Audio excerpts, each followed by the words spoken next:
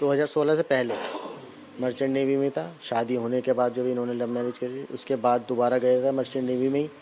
इसकी जो वाइफ थी उसने 1 महीने के अंदर अंदर ही भी उसे वापस बुला लिया कि मेरे को ये हो रहा है, मेरे को हो रहा है। फालतू में उसकी जो है ज़िंदगी ख़राब कर दी इसने। 1 महीने भी मतलब इन्हें जॉब नहीं करने दी वहाँ पर। सौरभ के पास जॉब नहीं थी, उसके पास मुस्कान की अय्याशी के लिए पैसे नहीं थे, तो दोनों के बीच झगड़े शुरू हो गए। मुस्कान ने शराब पीनी तक शुरू कर दी। देखिए, जो मुस्कान ने पहले बताया था, जब शादी 2016 में हुई थी, तो मुस्कान का कहना था कि मुझे ये बताया गया था कि ये मर्चेंट नेवी में है। इनके परिजनों से भी पूछा गया था कि आप मर्चेंट नेवी में, तो सौरभ द्वारा बताया गया था कि मर्चेंट नेवी में कार्यरत थे 2016 से। मुस्कान का कहना था 2016 से 19 तक 3 साल ये रही, परंतु ये जो दुबई में कार्यरत थे मर्चेंट नेवी में, केवल 6 महीने ये गए थे वहाँ पे। तो इसको शक था कि ये मर्चेंट नेवी में नहीं है इस चीज़ के लिए। 2019 में इनकी नौकरी छूट गई थी। 19 के बाद ये कुछ नहीं कर रहे थे, और जो इनका उस समय इनकी बेटी भी पैदा हुई थी, उसके बाद से पूरा खर्चा जो मुस्कान के फादर है वो उठा रहे थे, और इन्होंने किराए पे भी मकान लिया था। फ़िलहाल ये पिछले 2 साल से 2023 में, जो मुस्कान का कहना है कि ये लंदन गया हुआ था, और लंदन में ये कहीं बेकरी पे काम करते थे। उसके बारे में भी वेरीफाई करना है। ये मर्चेंट नेवी में कहाँ काम करते थे दुबई में, उसके बारे में भी जानकारी की जा रही है। सौरभ और मुस्कान की लव स्टोरी में पहला टर्निंग पॉइंट साल 2019 में आया, जब मुस्कान के किसी दोस्त ने पुराने फ्रेंड्स का व्हाट्सएप ग्रुप बनाया। साहिल और मुस्कान 8वीं क्लास तक एक ही स्कूल में पढ़े थे। पुराने फ्रेंड्स के गेट टुगेदर में इनकी मुलाकात एक मॉल में हुई। मुस्कान की बेटी के प्ले स्कूल के बाहर भी दोनों की मुलाकात हुई। दोनों के बीच मुलाकातों का दौर बढ़ा तो मुस्कान साहिल की ओर अट्रैक्ट हो गई। साहिल का उसके घर आना जाना शुरू हो गया। मुस्कान नए दोस्त के साथ नशे की लत में पड़ गई, गांजा पीने लगी, इंजेक्शन लेने लगी। मुस्कान ने बताया कि 2019 में इसकी वापस मुलाकात हुई थी। ये 8th क्लास तक साथ पढ़े हैं। 2019 में जब इनका एक कॉमन फ्रेंड था, उनको पता चला कि ये इनकी शादी हो गई है मुस्कान की, तो उन्होंने एक कॉमन ग्रुप इनका था व्हाट्सएप ग्रुप, उसमें इनको ऐड किया था। इनका एक गेट टुगेदर हुआ था शॉप्टिक्स मॉल में, जहाँ पे ये आई थी। वहाँ पे इनकी मुलाकात इससे हुई थी, साहिल से, और इसके बाद लगातार ये टच में थी। इनका आना जाना हुआ, इनका रिलेशनशिप बना, और तब से ये एक दूसरे से टच में थे। शराब भी पीते थे लोग साथ में, इन दोनों लोगों ने ही कबूला है। पति पत्नी के बीच वो की एंट्री सौरभ को समझ आ चुकी थी। कई बार दोनों के बीच इस बात को लेकर झगड़ा भी हुआ था, लेकिन हर बार सौरभ चुप हो गया। 2021 में सौरभ के मकान मालिक ने साहिल और मुस्कान को आपत्तिजनक हालत में देख लिया। इसकी जानकारी सौरभ तक पहुंच गई। सौरभ ने तलाक के लिए अर्जी दाखिल कर दी। 2021 में जब तलाक की नौबत आई तो मुस्कान के परिवार ने समझौता करा दिया, और मुस्कान के फरेब को प्यार समझकर सौरभ ने भी बात मान ली। प्यार बचाने के लिए मुस्कान के साथ रहने के लिए तैयार हो गया। ये जिस किराए के मकान पे रहते हैं, तो वहाँ पर साहिल और ये दोनों बैठ के शराब पी रहे थे, एक दिन आपत्तिजनक हालत में थे। तो इनके लैंडलॉर्ड ने इनको देख लिया था। उसके बाद इन्होंने सौरभ को बता दिया था, तो सौरभ ने इस पर काफ़ी आपत्ति प्रकट की थी, और उसके बाद उन्होंने ही 2021 में ये डाइवोर्स फाइल किया था कोर्ट में। परंतु इनके परिजनों द्वारा समझा बुझा के इनको वापस बुला लिया गया था, और ये लोग फिर से साथ में रह रहे थे। तो पिछले अगले 2 साल तक ये लोग बड़े अच्छे से रहे थे, और परंतु उसके बीच में भी इनका लगातार रिलेशनशिप जारी था। ये लोग लगातार टच में थे, जो साहिल और मुस्कान थी। जब भी वो घर से बाहर जाता था तो साहिल अक्सर आया करती थी। 2021 के बाद कुछ दिन के लिए सौरभ और मुस्कान की जिंदगी पटरी पर लौटी, लेकिन ऐसा था नहीं। मुस्कान बस सौरभ के साथ अच्छा बनने का दिखावा कर रही थी। असल में वो आगे की प्लानिंग कर रही थी। 2023 में सौरभ नौकरी के लिए ब्रिटेन चला गया, बेकरी शॉप में जॉब करने लगा। 2023 में सौरभ के विदेश जाते ही साहिल की लॉटरी लग गई। वो हर दिन मुस्कान के घर आने लगा। मुस्कान भी खुलकर उसके साथ घूमने लगी। अगर वो 4 तारीख को हुआ था मर्डर, तो फिर ये बात कौन कर रहा था? 8 मार्च, 6 मार्च।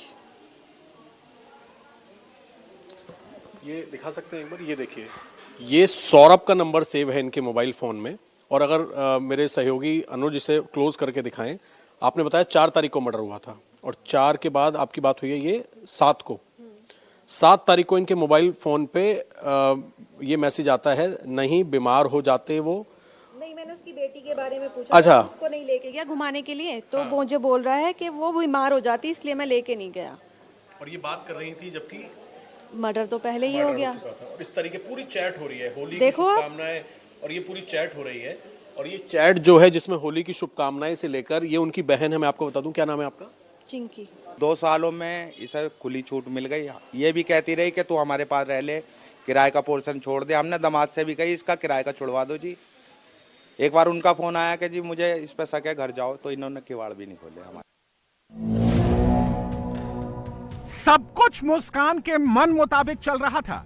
साहिल के साथ मिलकर वो अय्याशी कर रही थी, नशे की डोज ले रही थी। मुस्कान ने बेटी को अपने मां बाप के भरोसे छोड़ दिया। वो ज्यादा से ज्यादा उसे नाना के घर पर रखती, जिससे कि साहिल के साथ उसकी अय्याशी में कोई खलल ना हो, साहिल के घर में बेरोक टोक एंट्री हो। दूसरी ओर ब्रिटेन में काम कर रहा सौरभ वापस लौटने वाला था। यह सोचकर ही मुस्कान परेशान हो जाती थी। उसे लगने लगा था कि सौरभ आ गया तो उसका नशा बंद हो जाएगा, साहिल के साथ रोमांस पर भी ब्रेक लग जाएगा।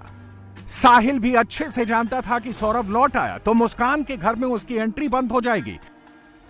लेकिन साहिल से ज्यादा परेशान मुस्कान थी। नशा छूट जाएगा, यह सोचकर ही उसकी टेंशन बढ़ जाती थी। इसलिए अपने पति के लौटने से पहले ही उसने मर्डर की स्क्रिप्ट लिखनी शुरू कर दी।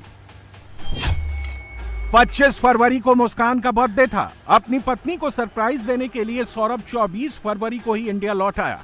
लेकिन उससे यह कतई अंदाजा नहीं था कि जिसका बर्थडे सेलिब्रेट करने वो आ रहा है, वो ही उसकी मौत की पटकथा लिख रही है। मुस्कान ने अपने बर्थडे के दिन सौरभ को रास्ते से हटाने का प्लान बनाया था। शराब के नशे में साहिल और मुस्कान मिलकर सौरभ का मर्डर करने वाले थे, लेकिन ऐन वक्त पर सौरभ ने शराब पीने से मना कर दिया। इसके बाद एक बार फिर मर्डर की कोशिश की गई, लेकिन मुस्कान सौरभ को नहीं मार सकी। तीसरा अटेम्प्ट 3 और 4 मार्च की अंधेरी रात में किया। साजिश के तहत 3 मार्च को मुस्कान ने अपनी बेटी को नाना के घर भेज दिया। सौरभ अपने मां बाप के घर से खाने का सामान लेकर मुस्कान के पास पहुंचा। इसी खाने में मुस्कान ने नशे की दवाई मिलाकर सौरभ को खिला दी। सौरभ के गहरी नींद में जाने के बाद मुस्कान ने साहिल को फोन कर बुलाया और नशे में धुत साहिल ने उसे बेरहमी से मौत के घाट उतार दिया। पासपोर्ट रिन्यूअल कराना था और साथ में मुस्कान का जन्मदिन भी था 25 तारीख को, उसी के लिए वापस आ रहे थे। तो 22 तारीख को मुस्कान ये गई और इसने 2 चाकू खरीदे थे चिकन काटने के नाम पर। और जब 24 को ये आए हैं सौरभ, तो 25 को ये शराब पीने के उसमें इन्होंने मिलाया था ये अपना जो नशे की गोली थी। उस दिन जो सौरभ थे उन्होंने शराब नहीं पी थी। 3 तारीख को इनकी बेटी का एग्ज़ाम ख़त्म हुआ था तो इन्होंने अपने घर भेज दिया था नानी के यहाँ। उसके बाद जो सौरभ थे अपने घर से ये कोफ्ता लेके आए थे खाने के लिए। अक्सर ये घर से अपने सामान लाया करते थे खाने पीने का। तो उस दिन उन्होंने उसमें ये नशे की गोली मिलाई थी और उसके बाद इनको सर्व किया। खाने के बाद ये अपना बेहोश हो गए थे। बेहोश होने के बाद इन्होंने साहिल को बुलाया था रात में करीब 1 बजे के आसपास, और इन दोनों ने चाकू से मिलकर उसके सीने पे वार किया है और करीब पोस्टमार्टम में भी 3 बार निकल के आए, 3 चोट है। उसके बाद इसको लेके गए टॉयलेट में इनका जो है उसने साहिल ने जो कहना मुस्कान का कि उन्होंने गर्दन काटी है, दोनों कलाइयाँ काटी, हाथ काटे। सौरभ की मौत के बाद भी मुस्कान की बर्बरता कम नहीं हुई। दोनों ने मिलकर शव के टुकड़े टुकड़े कर दिए, कलाई, पंजे, सिर सब काट डाला। लेकिन असली पेंच लाश ठिकाने लगाने पर आ अटका। मुस्कान ने सौरभ का धड़ बेड में छिपा दिया। उसके पंजे और सिर को बैग में रखकर साहिल के घर चली गई। मुस्कान ने अपने बॉयफ्रेंड साहिल के साथ मिलकर अपने पति सौरभ की जिस घर के अंदर, जिस कमरे के अंदर हत्या की, इस वक्त इंडिया टीवी की टीम मेरठ के ब्रह्मपुरी के उसी घर के अंदर मौजूद है जहां पर अब तक कोई नहीं आ पाया है। ये जो आप दरवाजा देख रहे हैं इसमें फिलहाल ताला लगा हुआ है। ये घर के अंदर का कमरा है जिस कमरे के अंदर सौरभ और साथ ही जो उनकी पत्नी है मुस्कान, वो यहाँ पर रहा करते थे। जब सौरभ बाहर रहता था, विदेश में रहता था, तो साहिल अक्सर ये जो गेट आप देख रहे हैं मेन गेट, इस गेट से अंदर यहाँ पर आता था।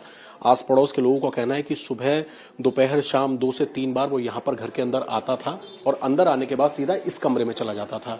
एक बार इसी कमरे के अंदर आपत्तिजनक हालत में मकान मालिक ने देखा भी था, जिसकी जानकारी सौरभ को दी थी। लेकिन कत्ल की वारदात क्या हुआ वो हम आपको बताते हैं और इस खिड़की से भी आपको अंदर की तस्वीरें दिखाने की कोशिश करते हैं।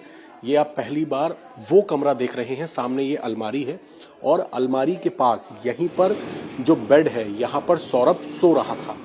यहाँ पर पहले इन लोगों ने खाना खाया। सौरभ अपने घर से जो कोफ्ते की सब्जी लेके आया था, उस सब्जी के अंदर नशीली दवा जो है वो मुस्कान ने उसमें मिला दी थी, जिसके बाद सौरभ सो गया और तकरीबन 12:30 बजे के आसपास साहिल की एंट्री होती है और इस अलमारी के पीछे जो सामने अंदर की तरफ आप जो कमरा देख रहे हैं वहां पर सौरभ सो जाता है। उसी दौरान जब सौरभ वहां पर सो जाता है उसी दौरान साहिल और साथ ही मुस्कान सोते हुए सौरभ के ऊपर छाती पर चाकू से वार करते हैं। चाकू से वार करने के बाद जब मौत हो जाती है सौरभ की, तो सामने जो आप जगह देख रहे हैं, सामने वो बाथरूम है। एक कमरे का ये फ्लैट है, सामने वो बाथरूम है। उस बाथरूम के अंदर लेकर जाया जाता है बॉडी को, और बाथरूम में ले जाने के बाद तकरीबन 18 टुकड़े बॉडी के करते हैं साहिल और साथ ही मुस्कान, क्योंकि वो 2 चाकू पहले से खरीद कर लेके आए हुए थे। उनकी पूरी प्लानिंग थी। बॉडी के टुकड़े किए जाते हैं। टुकड़े करने के बाद जो बॉडी का धड़ होता है, वो ये जो कमरा है इसके अंदर ही एक बेड है, बेड में उस धड़ को छिपा देते हैं। सौरभ के मर्डर के वक्त साहिल ने बियर पी हुई थी, लेकिन सौरभ की मौजूदगी के चलते मुस्कान उस दिन नशे की डोज नहीं ले पाई। इसीलिए दोनों ने पहले साहिल के घर जाकर नशा किया। इसके बाद शव को ठिकाने लगाने की प्लानिंग पर काम शुरू हुआ। साहिल और मुस्कान ने 3 मार्च को इंटरनेट पर शव ठिकाने लगाने की तरीके खोजे। आम दिनों में देर तक सोने वाली मुस्कान 4 मार्च की सुबह जल्दी जग गई और 9 बजे शव ठिकाने लगाने के लिए ड्रम खरीदने चली गई। मुस्कान ने पहले फरमान की दुकान से 800 रुपए में बड़ा ड्रम खरीदा, फिर दूसरी दुकानों से मसाला तैयार करने के लिए सीमेंट खरीदा। दोपहर 3 बजे के करीब साहिल और मुस्कान शरीर के सारे टुकड़ों को लेकर घर पहुंचे। घर में फैला खून साफ किया। इसके बाद ड्रम में सीमेंट भरकर शव को उसी में डाल दिया। इसी ड्रम में हत्या के लिए इस्तेमाल किया गया चाकू भी छिपा दिया गया। अगले दिन अगेन ये 9 o'clock मुस्कान जो है शॉपिंग करके आती हैं। सीमेंट लिया इन्होंने कुछ जगह से, इन्होंने सैंड की बोरियां ली हैं और जो ड्रम था जिसमें डाला गया था वो लिया है। 3 बजे के आसपास ये लोग दोबारा मिलते हैं उस घर में जहाँ सौरभ का घर है, और वहाँ पे लाश को उसमें डालते हैं, सीमेंट डाल के सील कर देते हैं, और करीब 6 बजे के आसपास ये लोग शिमला मनाली और इसके लिए निकल जाते हैं। तय प्लान के मुताबिक साहिल मुस्कान शाम करीब 6 बजे मेरठ से शिमला के लिए निकल गए। जाते वक्त मुस्कान ने सौरभ का फोन भी अपने साथ ले लिया था। 4 मार्च से 6 मार्च तक मुस्कान साहिल शिमला रहे। 6 मार्च से 11 मार्च तक मनाली रहे। 11 से 17 मार्च तक दोनों कसोल में छिपे रहे। शिमला मनाली जाना मुस्कान की साजिश का बड़ा हिस्सा था। इस दौरान वो सौरभ के फोन का लगातार इस्तेमाल करती रही। सौरभ के परिवार से लगातार कांटेक्ट में रही। सौरभ की बहन ने कई बार उसे कॉल किया, लेकिन एक बार भी मुस्कान ने फोन नहीं उठाया। सारी बातों का जवाब व्हाट्सएप चैट पर ही दिया। होली के दिन मुस्कान ने सौरभ की बहन से व्हाट्सएप पर लंबी चौड़ी चैट की, होली की बधाई दी।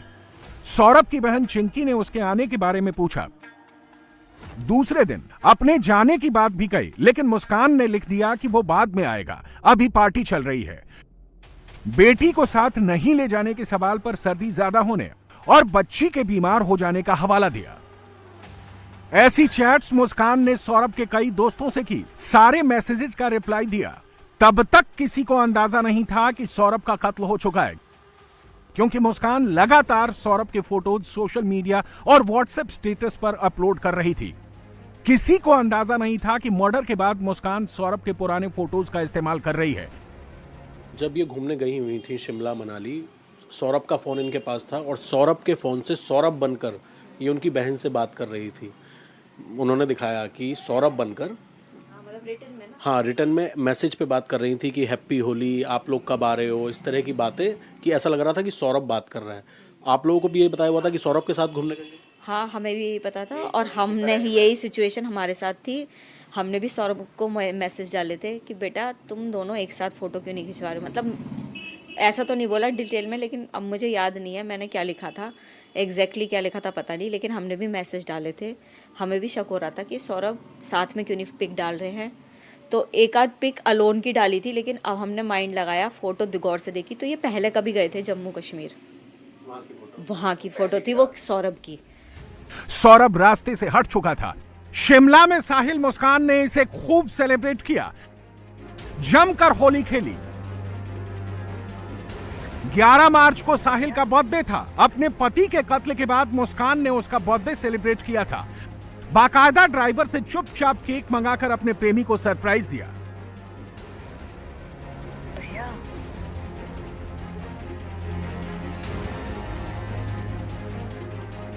लेकिन अंदर ही अंदर साहिल मुस्कान को सिर्फ सौरभ की बॉडी से बदबू आने की फिक्र सता रही थी।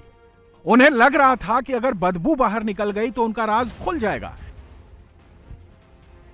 साहिल और मुस्कान ये वो दो किरदार हैं जिनकी करतूत से पूरा देश स्तब्ध है। जैसे जैसे राजफाश हो रहा है वैसे वैसे मुस्कान और साहिल की मिस्ट्री उलझती जा रही है। सवाल यह है कि अगर सौरभ की हत्या मुस्कान के घर पर हुई तो रात भर उसका कटा हुआ सिर साहिल के घर क्यों ले जाया गया? 2021 तक तो इसमें थोड़ा बहुत सूखा नशा करता था, उसके बाद से नहीं कर रहा था। ये काफ़ी सुपरस्टिशियस था, ये इसमें काफ़ी बिलीवर था कि प्रेत आत्माओं में, उसमें आत्मा, इन सब चीज़ों का। एक बार उसने अपनी घटना भी बताई कि मेरे को बहुत ज़्यादा प्यास लग रही थी, मैं रसोई में गई।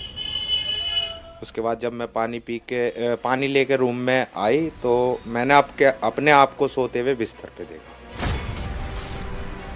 अब ये करण पिशाचनी के बारे में बात करने लगी है तो हमें लगा कि या तो ये साइको हो गई है और या फिर वही कुछ उस अब जैसे खुल के आ रही है उस साहिल के कि वो तंत्र विद्या वगैरह करता है। तो उन्होंने ऐसे स्टेटमेंट दिए कि इसका वध होना चाहिए, ये इसका रहना सही नहीं रहेगा। पहले नशा, उसके बाद तंत्र मंत्र, और पूरा हाथ तंत्र मंत्र की तरफ भी जो इसने झुकाव करा है अपना, वो साहिल की वजह से ही हुआ है। क्या सौरभ की हत्या किसी तंत्र क्रिया के लिए की गई? सौरभ मर्डर केस में ब्लैक मैजिक का कोई कनेक्शन है? मर्डर से पहले वध, आत्मा, प्रेतात्मा जैसे शब्दों का इस्तेमाल क्यों किया गया? कर्ण पिशाचिनी का मर्डर से क्या लिंक है? क्या सौरभ की हत्या बलि देने के लिए की गई?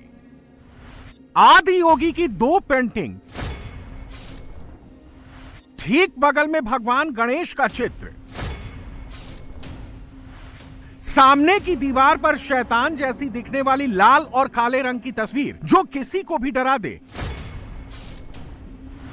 कमरे में बार बार गूंजती बिल्ली की आवाजें, सिगरेट में ड्रग्स भरने से जुड़ी तस्वीर,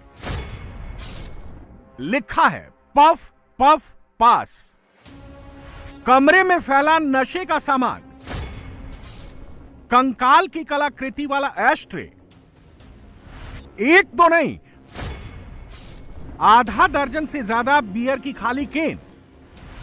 इस कमरे के मालिक का नाम है साहिल शुक्ला।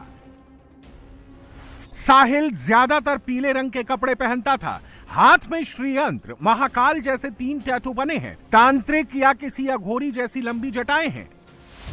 ये जो आप घर देख रहे हैं जिसमें फिलहाल ताला लगा हुआ है, इसके ऊपर फर्स्ट फ्लोर पे एक कमरा है साहिल का, जहां पर साहिल रहा करता था, और इसकी दीवारों पर कई सारे तंत्र मंत्र की ड्राइंग्स उसने बना रखी थी। भगवान शिव का वो भक्त था, उनकी ड्राइंग्स बना रखी थी, और घर से तमाम तरह की सिगरेट और नशे का सामान, शराब की बोतलें, बियर की बोतलें इस कमरे से मौजूद यहाँ पर मिली हैं।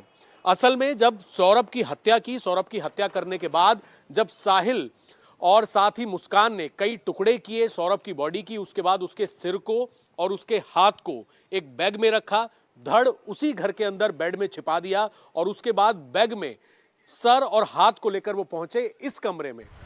सौरभ के दिल पर पहला चाकू मुस्कान ने रखा, सीने पर पहला वार साहिल ने किया। सौरभ की कलाई, पंजे और सिर साहिल ने काट कर अलग किए, लेकिन इसके बाद जो हुआ उसने पूरे मर्डर की गुत्थी को तंत्र मंत्र की पहेली में उलझा दिया है।